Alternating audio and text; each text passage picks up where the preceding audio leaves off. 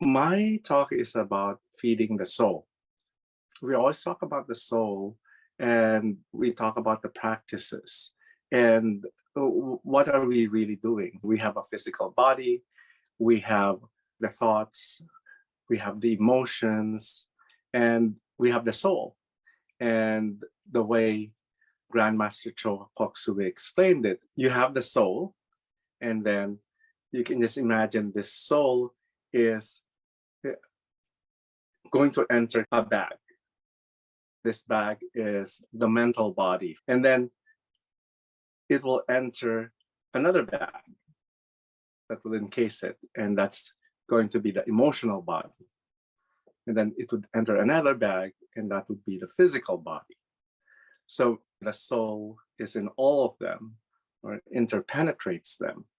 And when the physical body dies, the physical body is let go of. And there's a certain stage wherein the mental body is not let go of yet, and the soul is in the astral plane.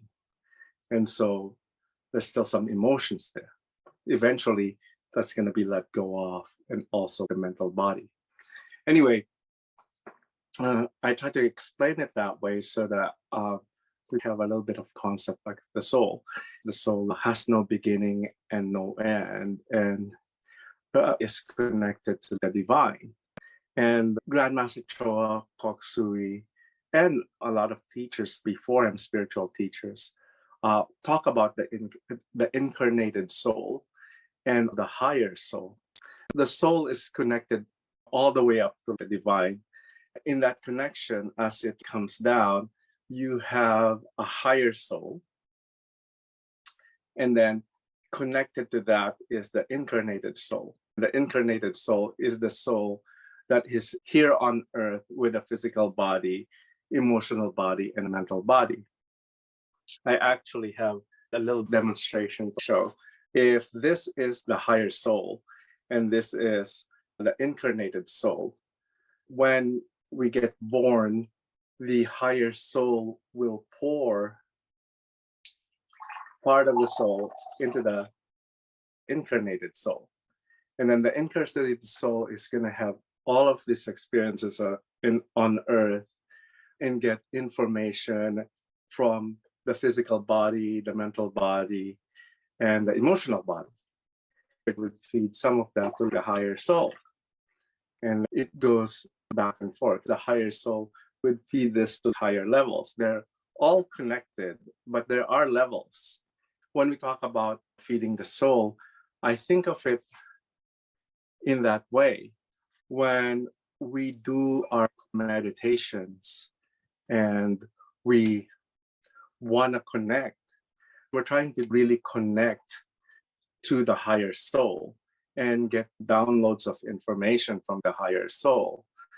We do that in many ways. During the meditation on Twin Hearts, for example, when we are blessing the earth and people, the energy that we put into that creates a vacuum that sucks in more divine energy to come through us because we're blessing others. And then that's going to come from the higher soul.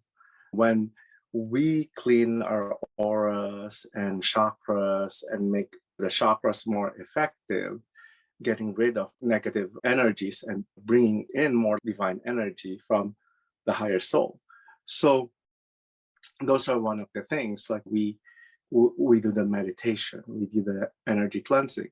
But other ways to feed the soul are through prayer, chanting, sound healing, going out to nature and feeling the divine in nature. If we start thinking of feeding the soul as a particular practice in our lives, the same way that we feed our physical body through food and exercise, the same way we feed our mental body and our intelligence through reading, the way we do psychotherapy to feed our emotions or learn about our emotions and heal. We want to take a look at that soul in that way, that we can feed our soul.